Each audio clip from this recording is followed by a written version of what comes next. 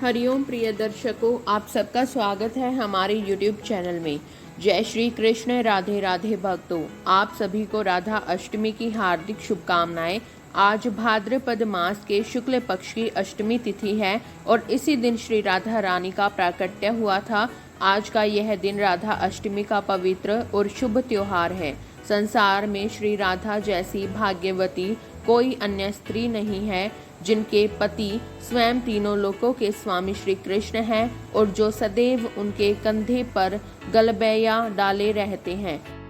जहाँ भी राधा रानी जाती है, भगवान श्री कृष्ण उनके अधीन होकर साथ साथ चलते हैं। श्री कृष्ण जी के वाम भाग से प्रकट हुई श्री राधा ने कठिन तप, प्रेम और सेवा के द्वारा ही श्री कृष्ण के प्रेम की स्वामिनी बनकर उन्हें प्राणों से भी अधिक प्रिय कर लिया।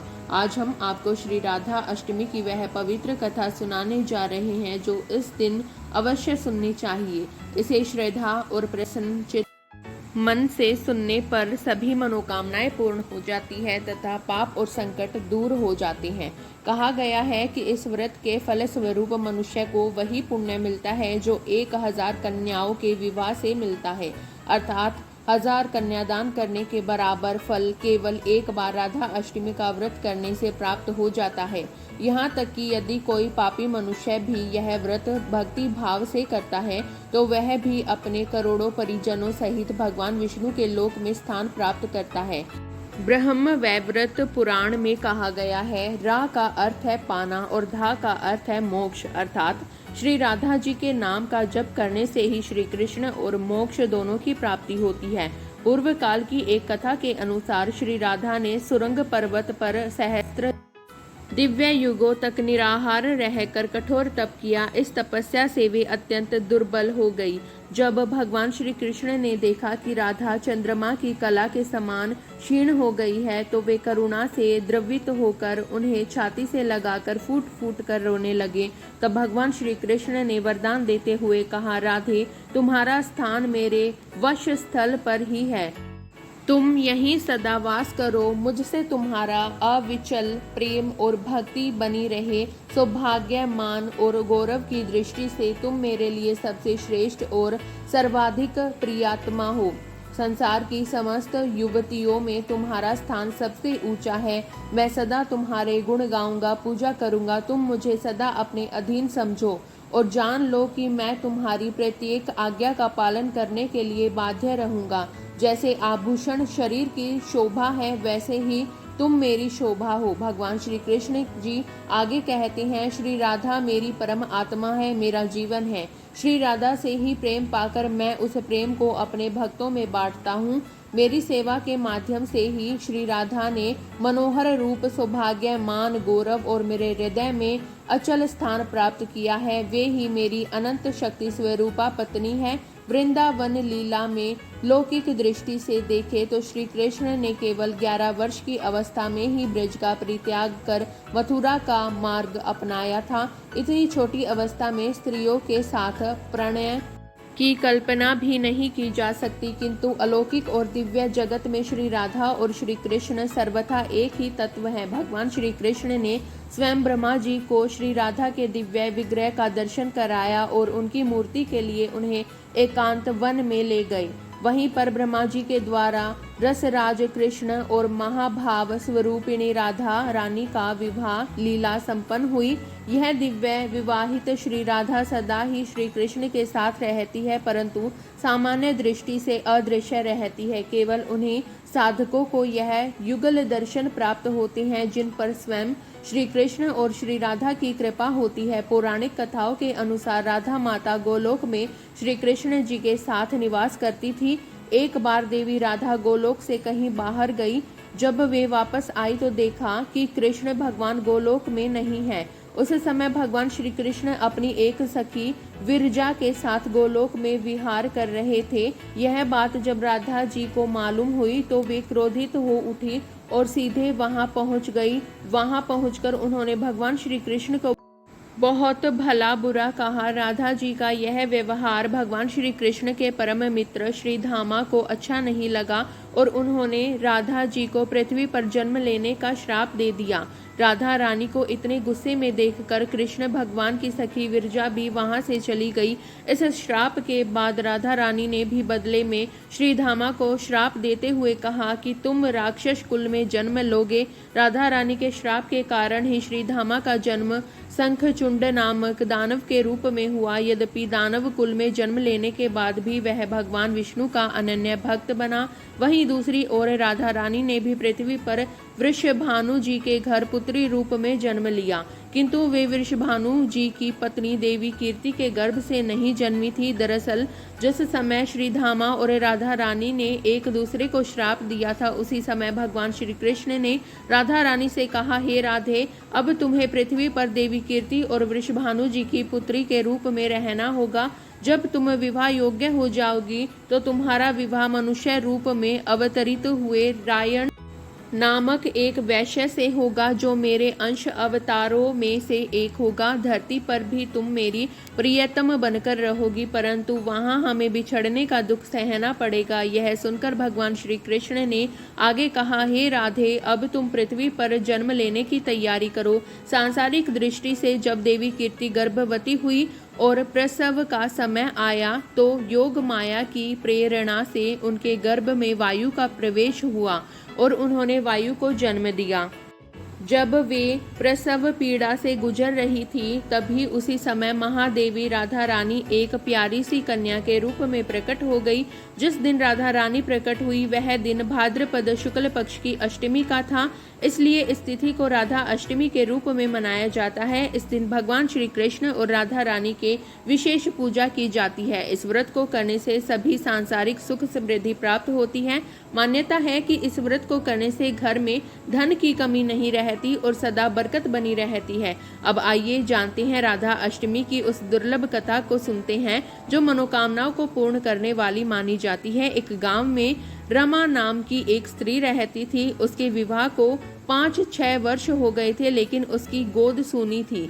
एक बार राधा अष्टमी का उत्सव आया। गांव की स्त्रियां बरसाना जा रही थी। उन्होंने रमा से कहा, तुम भी हमारे साथ चलो, राधा रानी बहुत दयालु है, तुम्हारी गोद अवश्य भरेगी। रमा कई महीनों से घर से बाहर नहीं निकली थी, परंतु उसके पति और सास ने भी उसे जाने की अनुमति दे दी। रमा ने मन ही मन ठान लिया कि राधा रानी उसकी गोद अवश्य भरेगी। जिस दिन उसे यात्रा पर निकलना था, उसी दिन उसके पैर में चोट लग गई और चलना मुश्किल हो गया।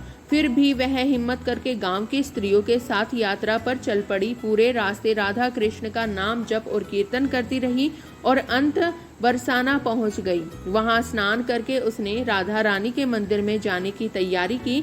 राधा जी के महल में जब जाना होता है तो बहुत ऊंची ऊंची सीढ़ियां चढ़नी पड़ती है। रमा जैसे ही सीढ़ियां चढ़ने लगी तो स्त्रियों से बोली, तुम लोग आगे आगे चलो, मैं धीरे धीरे आ रही हूँ, क्योंकि मेरे पैर में चोट लगी है और चला भी नहीं जा रहा। 2-4 सीढ़ियाँ चढ़ने के बाद उसका पैर मुड़ गया और वह नीचे गिरने लगी। तभी 7-8 साल की एक सुंदर कन्या ने उसका हाथ पकड़ लिया।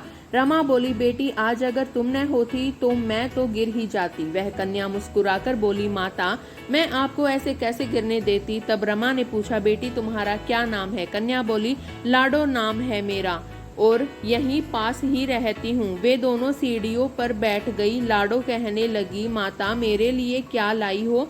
उसकी मासूम बातें सुनकर रमा के चेहरे पर मुस्कान आ गई। उसने कहा, बेटी, मैं कल तुम्हारे लिए अवश्य कुछ न कुछ लेकर आऊंगी, बताओ तुम्हें क्या पसंद है। लाडो बोली, मुझे नथनी, गले का हार, कानों के कुंडल, चूड़ियां, मेहंदी और घाघरा चोली बहुत पसंद है। इनमें से कुछ भी ले आना। इतना कहकर वह बालिका भाग गई। जैसे तैसे रमा भी मंदिर में दर्शन करके लौटी।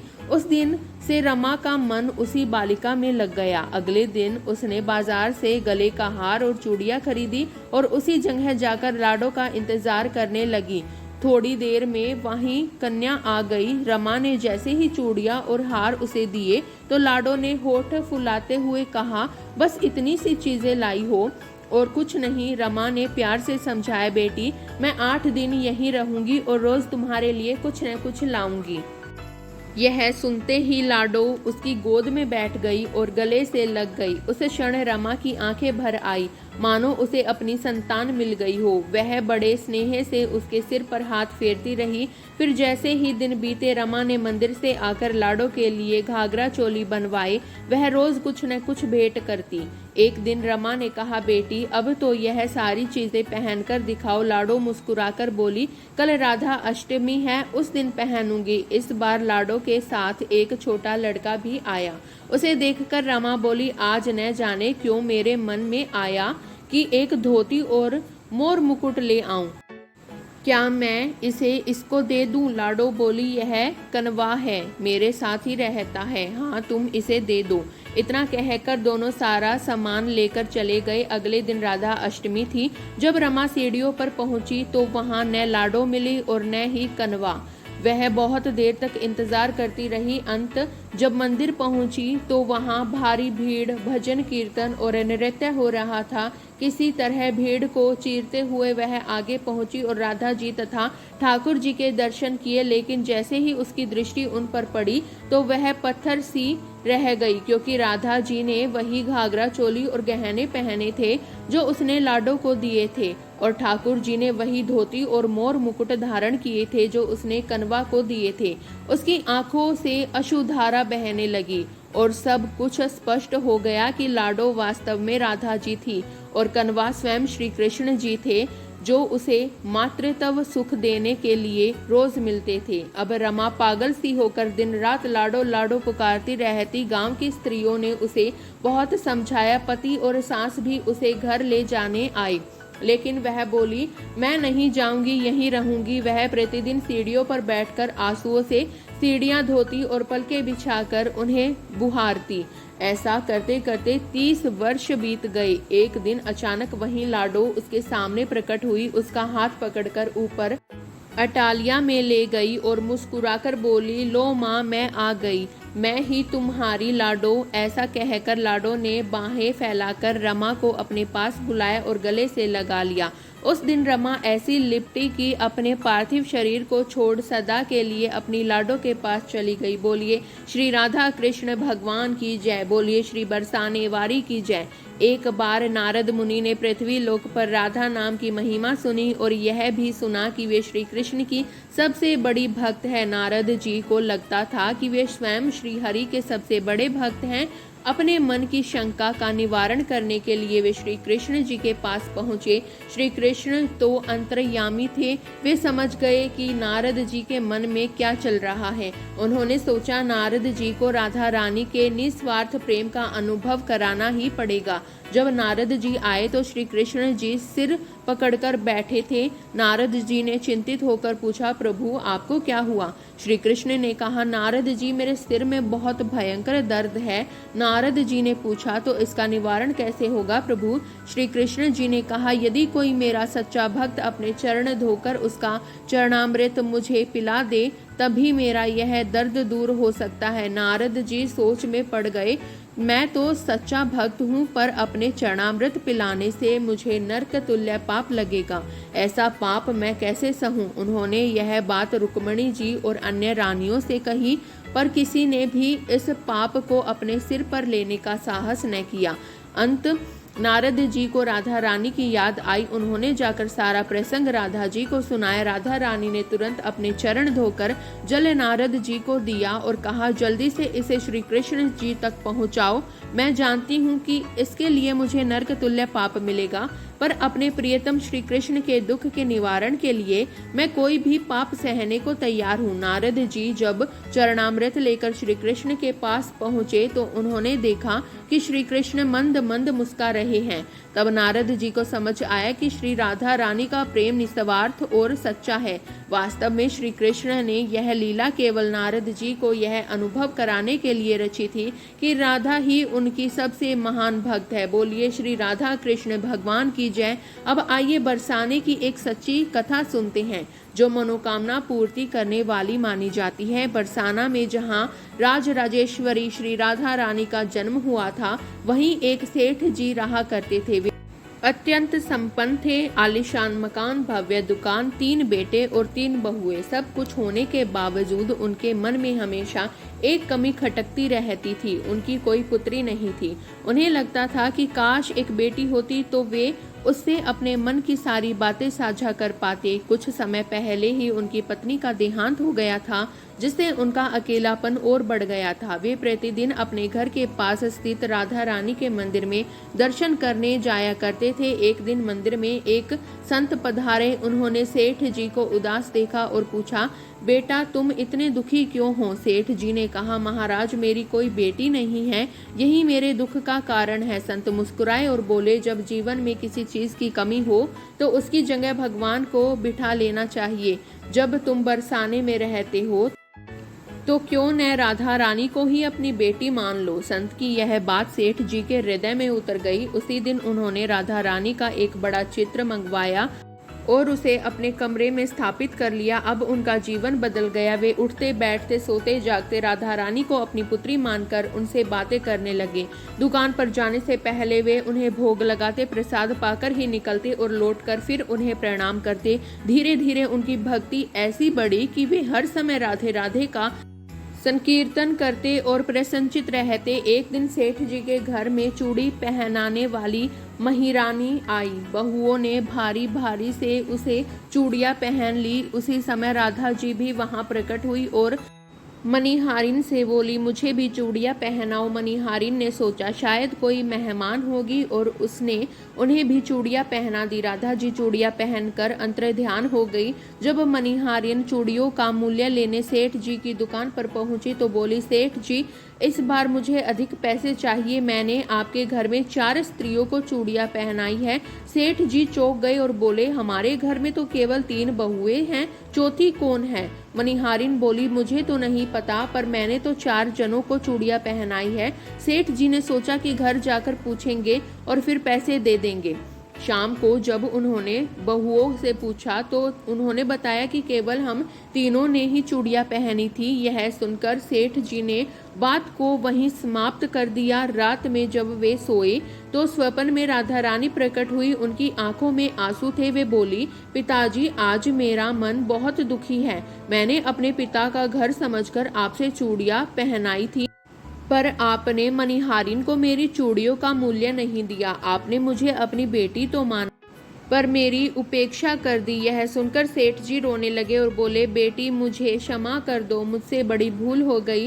वे तुरंत नींद से जागे, आंखों में आंसू थे। वे उठे और तिजोरी से रुपये निकालकर सीधे मणिहारिन के घर पहुंचे। दरवाजा खटखटाया तो मणिहारी ने चौंक कर दरवाजा खोला। सेठ जी ने आंसुओं भरी आंखों से कहा, बहन तुम्हारे जैसा भाग्यशाली कोई नहीं है। आज तुमने मेरी बेटी राधा जी को अपने हाथों से चूड़ियां पहनाई। यह सुनकर मणिहारिन भी भाव विभोर हो गई और बोली, सेठ जी राधा रानी तो पूरे बरसाने की बिटिया है, उनकी चूड़ियों का मूल्य मैं कैसे ले सकती हूँ? पर सेठ जी नहीं माने। उन्होंने रुपए से भरी थैली उसके घर में रख दी और सीधे राधा जी के मंदिर चले गए। उस दिन के बाद सेठ जी ने सब कुछ त्याग दिया और शेष जीवन राधा जी की भक्ति में ही व्यतीत किया। प्रेम से बोलिए जय श्री कृष्ण, जय श्री राधे। ऐसे ही और भी रोचक और आध्यात्मिक वीडियो के लिए चैनल को सब्सक्राइब कर ले। दोस्तों आपको ये कथा कैसी लगी कृपया कमेंट करके हमें ज़रूर बताइए। वीडियो पसंद आई हो तो लाइक करें और अपने दोस्तों के साथ शेयर करें। कमेंट बॉक्स में जय श्री राधा रानी लिखना ना भूलें। मिलते हैं अगली ऐसी ही दिलचस्प वीडियो के साथ। धन्यवाद दोस्तों।